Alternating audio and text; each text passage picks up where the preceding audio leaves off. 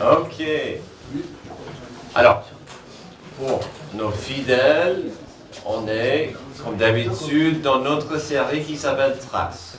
Pourquoi Traces? Parce qu'on suit les traces, mot par mot, verset par verset, dans l'évangile de Marc. Donc aujourd'hui, nous serons dans Marc 12, les versets 35 à 44. Et à la fin, il y aura un dernier chant à la fin de la prédication. On appelle ça l'appel. Si vous voulez avancer, prier. Vous avez une question à poser à quelqu'un, c'est le moment pour ça. Donc, on va continuer en Marc 12 avec traces. Alors, comme introduction, j'aimerais vous montrer une vidéo. La vidéo elle-même ne montre pas grand-chose car c'est simplement une conversation enregistrée entre les Américains et les Espagnols. Pour ceux qui sont dans les premiers rangs, vous pourriez suivre la conversation sous-titrée en français. Puisque tout le monde ne pourrait pas voir les sous-titres et puisque la qualité de la conversation déjà n'est pas bonne pour ceux qui comprennent l'américain et l'espagnol, on va baisser le volume de la vidéo et on va lire pour vous la conversation entre les Espagnols et les Américains. La conversation commencera avec une voix espagnole sous-titrée en jaune, donc vous pouvez quand même suivre. Les Espagnols parlent en jaune, sous-titré jaune, la voix américaine sera sous-titrée en rouge. Attends, on tient d'abord quand même à s'excuser pour toutes les personnes qu'on va vexer avec notre interprétation. Mais bon, c'est ça qui est marrant.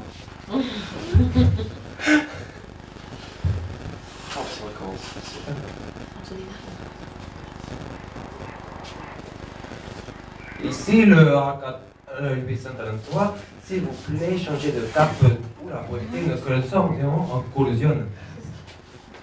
Vous voyez mal, merci. Vous venez sur droit sur nous, distance 15 000 nautiques. On va recommencer, merci. On va recommencer parce que ça va vite. D'accord? Ok, 18. Et tu peux faire mieux si tu veux. Bon, vas-y. Mets ton mieux. Puissance. Mais la puissance, oui, mais là, ça va être trop vite pour moi. C'est vite, hein? Oui, yes. Absolument. Ici le A833, s'il vous plaît, changez de cap 15 degrés sud pour éviter que nous entrions dans une collision. Vous venez tout droit sur nous, distance 15 000 nautiques. On dirait un mauvais doublage. Très mauvais doublage. Nous vous recommandons de changer de cap 15 nord pour éviter la collision. C'est une française. Négatif, je répète, changer de cap 15 degrés sud pour éviter la collision.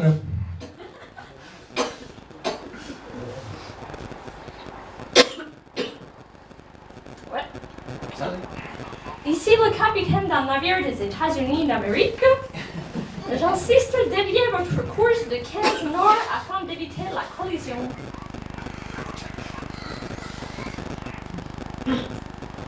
Nous estimons que cela n'est possible ni souhaitable. Nous vous suggérons de dévier votre course de 15 degrés sud afin d'éviter la collision.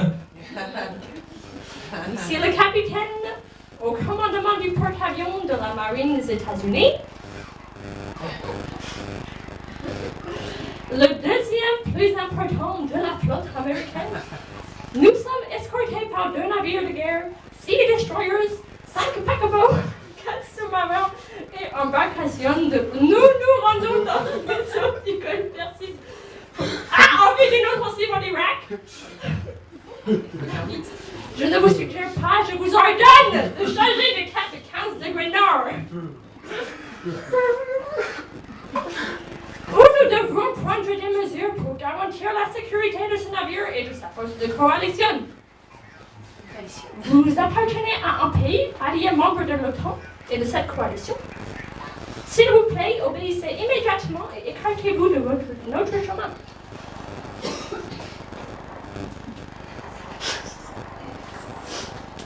Ici Juan Manuel Salas en Cataras.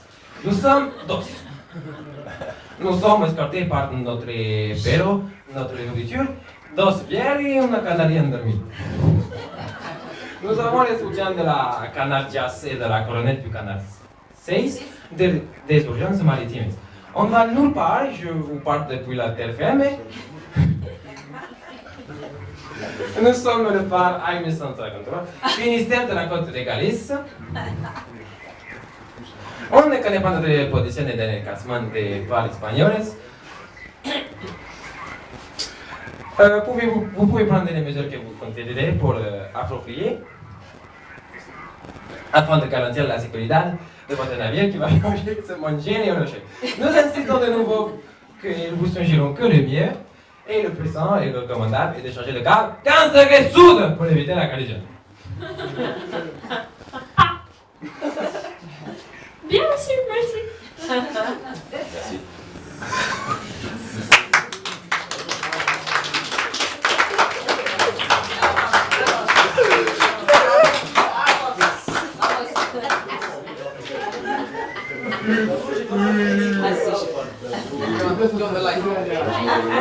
Ok. Voilà. Merci à Lia et Sacha pour cette interprétation des voix de cette conversation. Alors, vous pouvez comprendre, il y a une partie de moi qui n'aime pas trop cette histoire. En tant qu'Américain, c'est un peu embarrassant. Mais ça se comprend car cette histoire est forte avec plein de choses à saisir et à comprendre. Avec un peu de recul et une meilleure perspective, il y avait tant de problèmes avec cette situation. Par exemple, il y avait des problèmes de vision et compréhension de sa place dans le monde. Il y avait des problèmes d'arrogance et de puissance. Bien sûr, il y a la notion d'égocentrisme qui mettait des vies en danger. Notre passage aujourd'hui, à la fin de Marc 12, aura un beau mélange de tous ces problèmes. Jésus va prendre la parole pour faire des avertissements contre de telles attitudes et dangers. Mais malheureusement, ces attitudes et problèmes étaient centrés sur des leaders religieux du peuple. Donc Jésus devait cibler le danger de suivre aveuglement des chefs spirituels. J'oserais dire que Jésus devait nous avertir des dangers d'ignorer soit la vérité spirituelle qui nous est disponible, ou de suivre aveuglement ceux qui prétendent être des experts. Tandis que tout ce que Jésus a demandé, c'était qu'on le suive, lui. Car il est la seule porte qui nous donne la paix avec Dieu. Si Jésus disait vrai en Jean 6, 14, c'est moi qui suis le chemin, la vérité et la vie, on ne vient au Père que en passant par moi. Dans ce cas, si on va chercher la paix pour aujourd'hui et demain, il faut éviter certains obstacles qui pourraient facilement nous écarter du chemin de Jésus. C'est cela que Jésus va enseigner dans notre passage. Alors la paix avec Dieu et la paix avec autrui est en jeu, ici, dans notre passage, malheureusement à cause de la religion et surtout ses dirigeants. La paix avec Dieu et avec les autres peut facilement être empêchée par plein de choses, malheureusement. Aujourd'hui, on va découvrir Jésus en train de nous avertir de 3 choses, 3 dangers, 3 obstacles à cette paix. La paix avec Dieu et les autres peut facilement être empêchée par d'abord l'ignorance religieuse. Verset 35, Jésus continuait à enseigner dans le temple. Il dit, « Comment les spécialistes de la loi peuvent-ils dire que le Messie est le fils de David ?» En effet, David lui-même, animé par l'Esprit Saint, a dit, « Le Seigneur a dit à mon Seigneur, assis-toi à ma droite jusqu'à ce que j'ai fait de tes ennemis ton marchepied. » David lui-même l'appelle Seigneur. Comment peut-il donc être son fils? Et une grande foule l'écoutait avec plaisir. Alors, commençons avec l'astérisque. J'étais tenté, au lieu de mettre religieuse, de mettre le mot spirituel. Si vous prenez des notes, soyez libre d'ajouter à côté du mot religieuse, spirituelle. Mais le contexte est vraiment un problème religieux. Et donc, j'ai gardé quand même cette notion de l'ignorance religieuse. Ça sera notre mot du jour. Mais quand même, il y aura des parallèles entre religion et le monde spirituel. D'accord? Revenons à notre passage, notre premier avertissement. Nous avons passé les 2-3 derniers messages en train de voir des leaders religieux en train d'essayer de piéger Jésus. Finalement, on a vu qu'ils ont baissé les bras, ils ont abandonné cette stratégie de piéger Jésus. Mais ils étaient toujours là devant lui, et Jésus voulait que les gens autour de lui apprennent et comprennent des choses. Donc, cela, c'est la prémisse un peu de notre message aujourd'hui, des avertissements pour le peuple. De comprendre que de chercher pour la paix avec Dieu à travers les pharisiens, les sadduciens, tous ces groupes, ces experts de la loi, c'était pas correct. C'était une mauvaise idée de continuer de suivre ces personnes. Finalement, Jésus va faire ce qu'il a toujours fait. Il va dire, mettez votre foi en moi, acceptez moi en tant que Messie, en tant que Sauveur. Sachant cela, certains diraient que ça rend le verset 35 un peu sauvage. Ça dit, Jésus continue à enseigner dans le temple. Il dit, comment les spécialistes de la loi peuvent-ils dire que le Messie est le fils de David? Certains disent que, est-ce que Jésus ne cherchait pas ces spécialistes? C'est un peu sauvage ce qu'il a fait. Le passage parallèle au Matthieu 22 nous montre que dans ce discours, c'était pour tout le monde. L'homme de la rue était devant Jésus, ainsi que tous ces dirigeants qui voulaient l'attraper, qui voulaient piéger Jésus. Amen. Et donc c'était pour tout le monde. Même ces gens qui cherchaient la petite bête. Donc Jésus était là pour dire ça à tout le monde. À mon avis, ce que nous avons ici, c'était un dernier appel à ces, entre guillemets, spécialistes, ces experts, pour trouver la vérité qu'ils rataient sur Jésus. Ils avaient toutes les réponses dans la loi, mais ils rataient ça. Ils choisissaient l'ignorance. Ou, pour notre premier point, j'ai appelé ça l'ignorance religieuse. Ils restaient ignorants quand ils avaient des réponses disponibles. Alors, qu'avons-nous ici avec cette question de Jésus sur David et le Messie? À première vue, la question n'est pas super simple, super claire. Voici ce que nous avons. Les leaders religieux étaient bien ignorants sur beaucoup de choses. Malheureusement, le peuple juif, y compris ses dirigeants religieux, voulaient que le Messie vienne. Ils cherchaient la délivrance de ce sauveur, mais ils attendaient à un roi humain, un guerrier pour chasser les Romains pour qu'ils soient encore libres. Donc c'était l'idée dans leur esprit. Le Messie, c'est un roi guerrier. Puisque il cherchait cette délivrance, et il savait qu'il venait de la ligne de la famille de David. Puisqu'ils n'ont pas compris que le Messie venait pour le salut de leurs âmes, ils rataient complètement la nature divine du Sauveur. Donc il est normal qu'ils rataient l'importance de l'identité de Jésus. Mais à ce stade, c'était grave qu'ils ne comprenaient pas la vérité sur Jésus-Christ. Ce que Jésus voulait que tout le monde comprenne, c'est que le Messie devait être divin. Le Messie n'était pas juste un être humain normal, pas juste un descendant normal de David. Il devait être Emmanuel, Dieu parmi nous. Et donc, pour qu'ils y pensent, Jésus a posé cette question, basée et citée de Psaume 110, verset 1. Tout le monde comprenait à l'époque que David a écrit ce psaume, et surtout ce premier passage, ce premier verset, c'était ce qu'on appelle un psaume messianique. Il parlait du Messie à venir. C'était compris que David l'a écrit pour parler du Messie. Donc, je vous donne le psaume 110, 1. Ça devient un peu plus clair avec les mots originels. L'Éternel a déclaré à mon Seigneur, assis-toi à ma droite, jusqu'à ce que j'ai fait de tes ennemis ton marchepied. Alors, pour vous aider à mieux comprendre le langage, je vous ai fait ce slide, cette image, parce qu'il parle de lui-même dans la troisième personne, et ça n'aide pas. Donc, l'Éternel, Dieu, a déclaré à mon Seigneur, donc il parle de lui-même, David, assis-toi, David, à ma droite, jusqu'à ce que j'ai fait de tes ennemis ton marchepied. Donc ça aide de mieux comprendre ce passage. Donc revenons à notre passage en Marc 12 et la question de Jésus.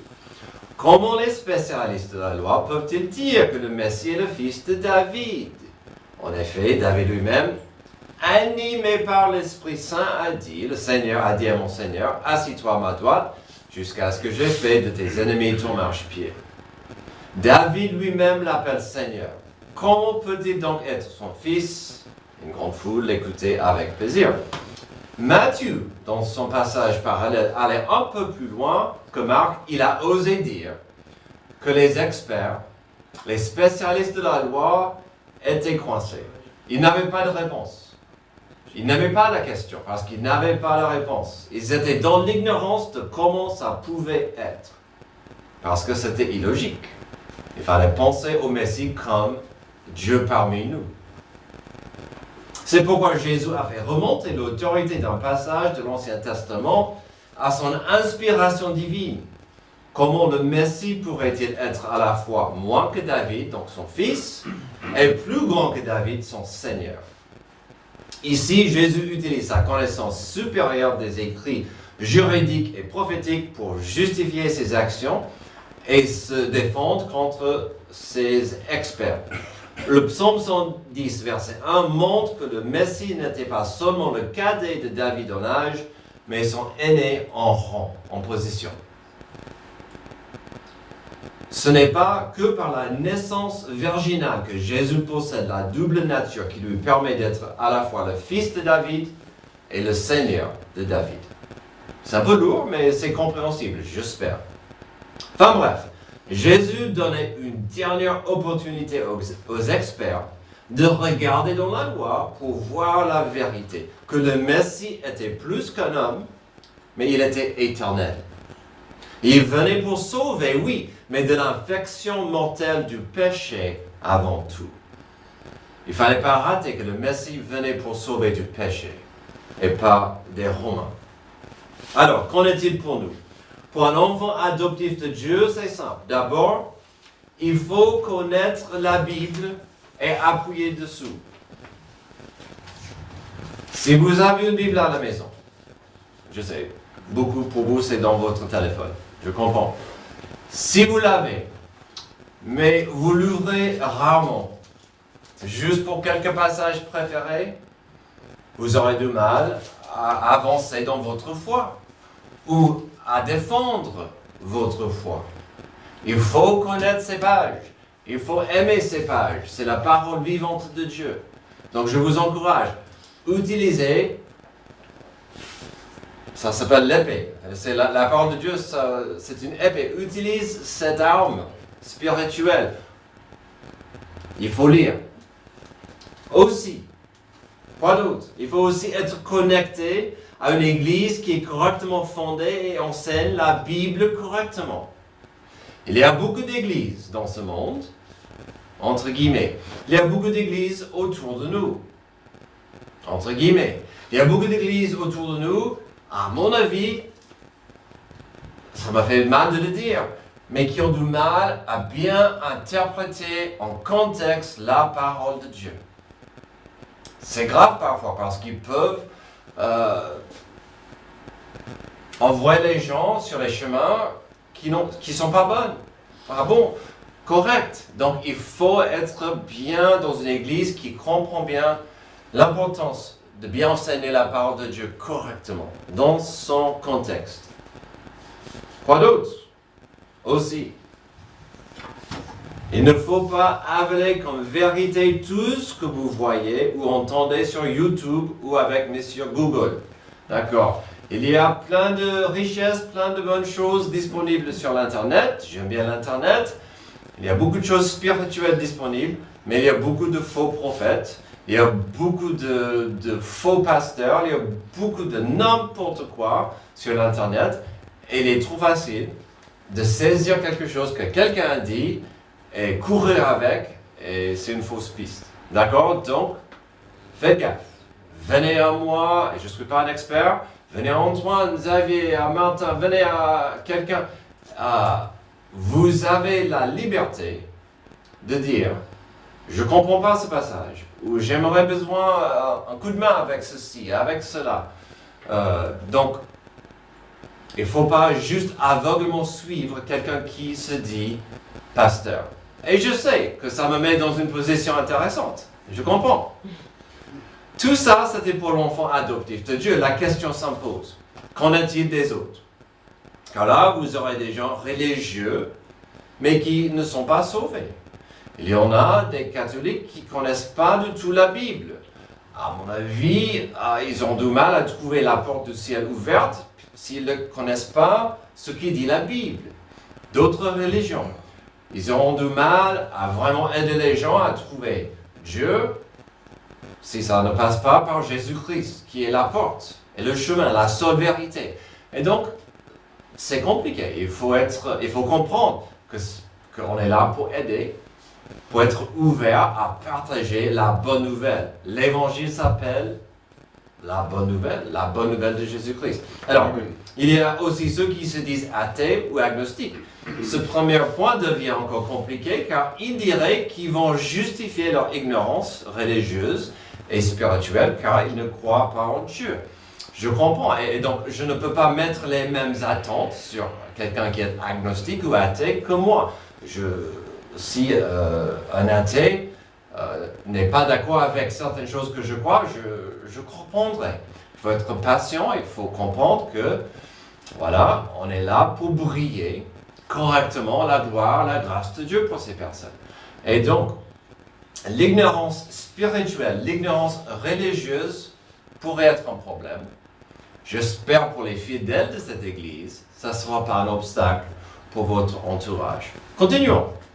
La paix avec Dieu et avec les autres peut facilement être empêchée par l'arrogance religieuse. Verset 38, il leur disait dans son enseignement, attention aux spécialistes de la loi qui aiment se promener en longue robe et être salués sur les places publiques. Ils recherchent les sièges d'honneur dans les synagogues et les meilleures places dans les festins. Ils dépouillent les veuves de leurs biens tout en faisant pour l'apparence de longues prières. Ils seront jugés plus sévèrement. Là, c'est bien clair. Jésus ne parle plus en parabole ou énigme. Il parle aux peuples qui sont autour, sachant que des pharisiens, les sadduciens, des autres experts sont là. Son avertissement ici est à la fois brusque, mais aussi choquant. Choquant car il parle des gens respectés, si pas redoutés par le peuple qui était devant lui. Brusque car Jésus a dit la vérité dure et percutante sur certains. Alors, il ne faut pas rater. Jésus n'a pas dit que tous ces gens étaient hypocrites. Il a dit, il y en a beaucoup. Il y a certains qui se promènent, qui cherchent la gloire, qui cherchent la gloire. D'accord. Ce qui est difficile pour nous aujourd'hui de comprendre, c'était à quel point ils étaient vénérés et identifiables, ces hommes. Aujourd'hui, dans un pays laïque, avec énormément de la population qui s'identifie en tant qu'athée ou agnostique, nous n'avons rien comme tel dans notre... Excuse-moi. On essaie de trouver un équilibre avec le nouveau enceinte. Voilà, je recommence. Nous n'avons rien comme tel dans notre culture comme comparaison à l'époque. Mais à l'époque, la culture et des coutumes nationales, ils étaient enracinés à la religion. Vous ne pouviez pas séparer la culture et la religion de la culture. Donc, ce que Jésus a dit était énorme. Que pouvons-nous constater de eux, de ces personnes? Quel était le problème? Un peu comme nous avons vu Jésus offensé et attristé par l'entrée du temple, et combien le parvis, l'entrée du temple, était corrompu par le commerce et l'avarice. Ici, nous avons un problème similaire.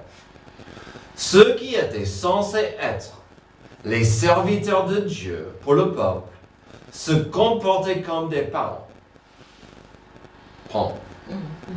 Le verset 38 est clair. Ils étaient habillés pour être vus et appréciés. Ils cherchaient l'attention des gens en public.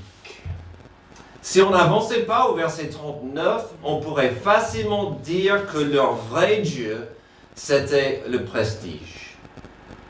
Une valeur que je mélange parfois avec le pouvoir. Je parle souvent des 3 P qui font bouger le monde. Le plaisir, le pognon et le pouvoir. Pouvoir ou prestige. Là, on voit le prestige. Ils étaient là afin de chercher le spotlight. Je veux votre attention. Avance au verset 39 et ça s'empire. Car ce n'était pas qu'en public qu'ils cherchaient l'attention.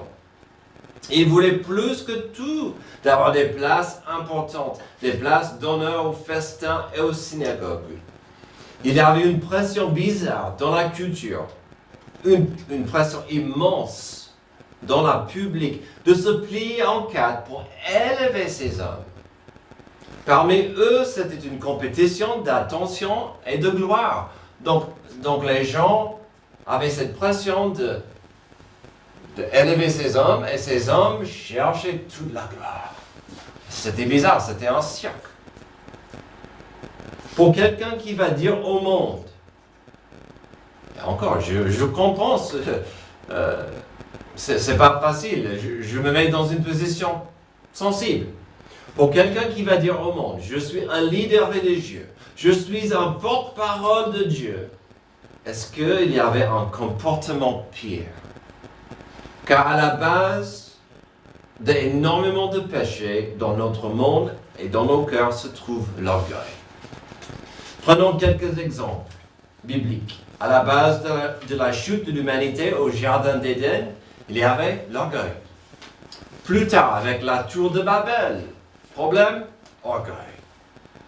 2 fois dans sa vie, Moïse a payé très cher pour son orgueil. Le roi David a payé cher 2 fois dans sa vie pour son orgueil. On pouvait continuer toute la journée, vous n'avez pas besoin ou envie que je continue toute la journée de parler de l'orgueil. Mais Jésus a dit ce que des gens devaient entendre. Et en plus, au verset 40, il y a un détail simple à rater, complètement inadmissible au niveau de leurs finances.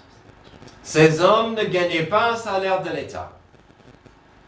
Ils n'étaient pas payés par Rome, ni par le roi local Hérode, ils n'étaient pas payés par le temple. Ils vivaient par la générosité des autres. Ils cherchaient le soutien. Que dit le verset 40? Ils dépouillent les veuves de leurs biens, tout en faisant pour l'apparence de longues prières, et seront jugés plus sévèrement. Pour gagner des sous, ils faisaient le show. Afin d'avoir l'air plus sain et spirituel, afin d'avoir plus d'argent, ils faisaient un spectacle, des prières longues en public, ils vivaient sur l'argent de n'importe qui. Mais apparemment, ils avaient quand même des cibles. Des pauvres veuves à qui ils probablement vendaient des promesses vaines. Ça me rappelle de pas mal de pasteurs que je vois à la télé. Les télévangélistes qui vont vendre à vous, pour un petit prix d'argent, je vais vous envoyer un miracle. Avec plus de foi, vous pouvez avoir un miracle de Dieu. Avec plus de foi et plus d'argent, je vais faire en sorte que Dieu vous bénisse. Et donc, ils vendaient, à mon avis, des promesses vaines et vides pour l'argent, pour l'avarice. Alors, on doit revenir à la question, qu'en est-il pour nous? Certes, il y a des gens qui travaillent dans le milieu religieux ou spirituel qui ont besoin de soutien des autres.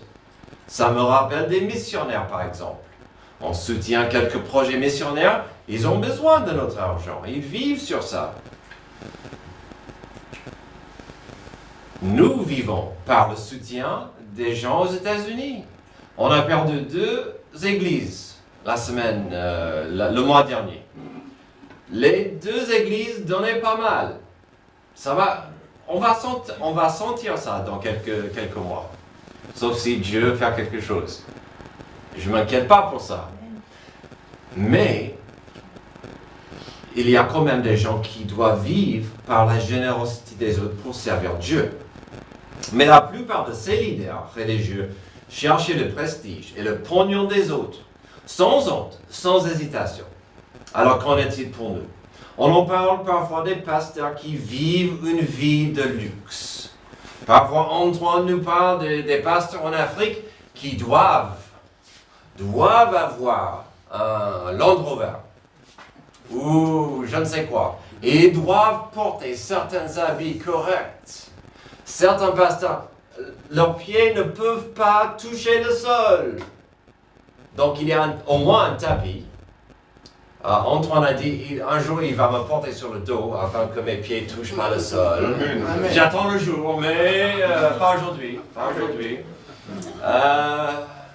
Amen. Il y en a dans les églises, quand les pasteurs, donc il y en a plusieurs, ils entrent, tout le monde doit se lever et applaudir les pasteurs. Oh, bravo, nos leaders sont là. Non, merci, non. Merci, c'est gentil. L'arrogance religieuse empêche bien trop de gens de venir à Dieu et de voir la simplicité de l'évangile. Amen. Amen. La bonne nouvelle de Jésus. Ne ratez pas ce qu'ils le faisaient à l'époque de Jésus. Ils le font aujourd'hui, ils le feront demain, et ça me rend dingue que ces personnes volent de l'argent des gens honnêtes. Amen.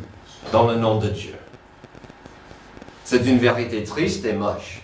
Mais ils seront aussi redevables pour cette mode de vie. Jésus l'a dit lui-même. Ils seront jugés plus sévèrement. Si notre monde est pourri par les 3 P, on peut facilement voir 2 ici. Malheureusement, Jésus n'était pas terminé car il devait nous avertir encore une fois sur la notion de prestige et de pognon. Terminons avec l'opulence religieuse. Après l'ignorance religieuse, l'arrogance religieuse, Jésus va terminer avec le problème de l'opulence religieuse. Jésus était assis vis-à-vis du tronc et regardait comme la foule y mettait de l'argent. De nombreux riches mettaient beaucoup. Une pauvre veuve vint aussi, elle y mit 2 petites pièces, une toute petite somme. Alors Jésus appela ses disciples et leur dit, je vous le dis en vérité, cette pauvre veuve a donné plus que tous ceux qui ont mis dans le tronc. Car tous ont pris de leur superflu pour mettre dans le tronc, tandis qu'elle, elle a mis de son nécessaire tout ce qu'elle possédait, tout ce qu'elle avait pour vivre. Alors, je vous ai donné opulence, grande richesse, extrême abondance de biens matériels. Alors, Houston, on a un problème. Quelle histoire remplie de vérités importantes. Est-ce qu'il est mauvais de donner beaucoup d'argent dans l'offrande? Non. Ah, ok. Ne comprenez mal l'histoire. Ce n'est pas un péché de donner beaucoup dans l'offrande à un ministère. Et puis, quand Antoine gagne le loto, il a dit qu'il va nous acheter notre nouveau bâtiment, Amen. ainsi qu'une voiture de sport pour le pasteur. Ouais, j'ai pas oublié. Jésus n'a pas condamné ceux qui ont donné beaucoup. Mais en même temps, il a expliqué que ça leur n'a pas coûté grand-chose. Tandis que la petite femme a donné tout ce qu'elle avait, même si cela ne semblait pas intéressant comme ça. Non. Ah. Il disait, ils donnent de leur superflu. Quand l'offrande, on va dire que ça c'est le tronc. Non. Imaginez, il est là. Et qu'est-ce que la personne faisait? Quand les gens mettaient les pièces, 2 euros, 1 euro. Ah.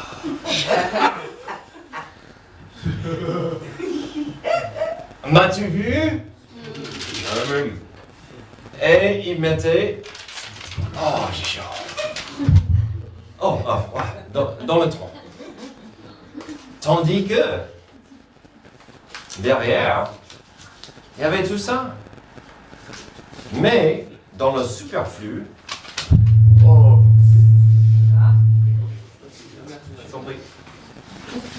non, c'est bon. Je m'arrête de faire le pan financier. Tandis que la femme, la petite veuve, alors, j'avais peur d'oublier. Donc par scotch, j'ai mis une petite pièce. Dans le langage originel, ça dit qu'elle a mis une somme. Alors là, j'ai un centime, c'est masculin, 1 centime. Ce qu'elle a mis était moins que 1 centime. Moins. La valeur aujourd'hui sera moins qu'1 centime. Et c'était la dernière chose qu'elle avait. Aujourd'hui, on prend 1 centime. Et alors, ok, si on aime bien de chercher ça, c'était son dernière pièce.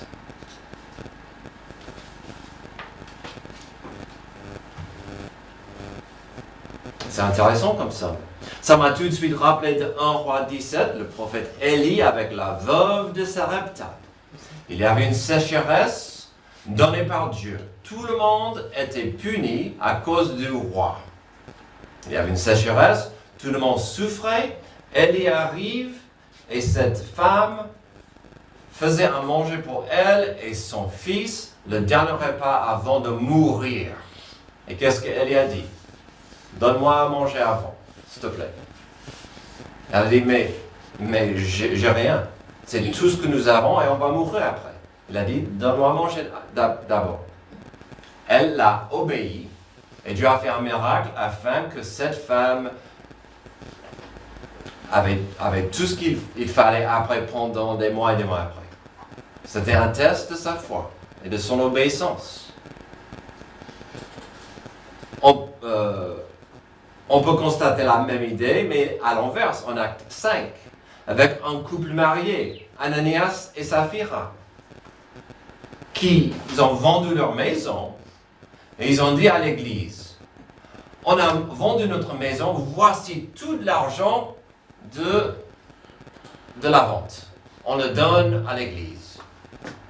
Tandis qu'ils ont gardé une partie à côté en cachette. Ils auraient pu faire ça sans cacher. Ils ont menti en disant, on vous donne la totalité.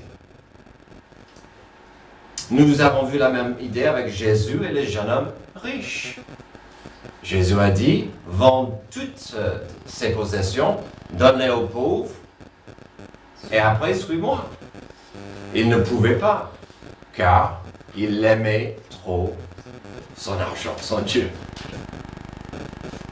Peut-on ouvrir notre cœur et notre poignet ou notre portefeuille quand il s'agit de l'argent et la voix de Dieu? Revenons à notre passage. Ceux qui donnaient de leur abondance probablement le faisaient pour plusieurs raisons. La plupart étaient charnels. C'était pour être vu ou peut-être aussi pour chercher l'attention de Dieu. Dieu, je te donne, ne m'oublie pas. Tandis que elle, la petite veuve, a tout donné et ce n'était pas un fardeau. Et Jésus dit qu'elle a donné bien plus que des autres, qui nous montre que ce qui compte pour Dieu vis-à-vis de l'argent, heureusement, c'est notre cœur, notre attitude, pas forcément la somme. Alors, comme j'ai dit, ne ratez pas ce que Jésus disait. Il n'a pas dit que c'est mauvais de donner beaucoup. Il n'a pas dit qu'il faut tout donner. Mais ce qu'il voulait que l'on comprenne, c'est que Dieu voit le cœur. Il apprécie le cœur généreux. Puis, il y a l'application spirituelle évidente ici. Si vous êtes un enfant adoptif de Dieu, combien de votre cœur avez-vous donné à Dieu? Est-ce que vous avez donné à Dieu un pourcentage de votre cœur? J'arrive à l'église dimanche, peut-être certaines réunions, certains ateliers, mais pas tout. Ou est-ce que Dieu a tout? Si vous n'avez pas encore accepté le don du salut de Dieu, vous n'avez pas encore demandé à Dieu de vous sauver et de remplacer votre cœur empoisonné et mort avec un nouveau cœur, sachez que Dieu ne veut rien plus aujourd'hui que de vous bénir, de vous adopter. Mais le choix reste le vôtre. Déjà, les 3 mots de nos 3 points peuvent être moches. Mais quand on les met ensemble avec la religion, c'est triste. L'ignorance religieuse, l'arrogance religieuse, l'opulence religieuse. Ne laissez pas de telles choses empêcher votre accès à la paix de Dieu. Comme la flotte de navires de guerre dans notre introduction, quelle puissance, quelle force, quelle majesté se trouvait sur la surface de l'océan ce jour-là. Mais sans comprendre la réalité des choses, la destruction totale attendait ces bateaux. Pouvons-nous jouer avec nos vies? Pouvons-nous laisser des obstacles nous empêcher de marcher avec Dieu et dans sa paix? Prions. Merci Dieu pour ce passage qui nous rappelle de la vérité importante qu'il y a plein de choses qui pourraient nous aveugler. Aide-nous à ne pas être empêchés de te suivre. Aide-nous à pouvoir bien identifier des obstacles comme l'arrogance ou l'avarice, l'argent, le prestige. Aide-nous à comprendre l'importance simple. Afin d'avoir la paix avec toi, c'est d'être en paix avec Jésus-Christ. C'est dans son nom que je prie. Amen. Lavez-vous.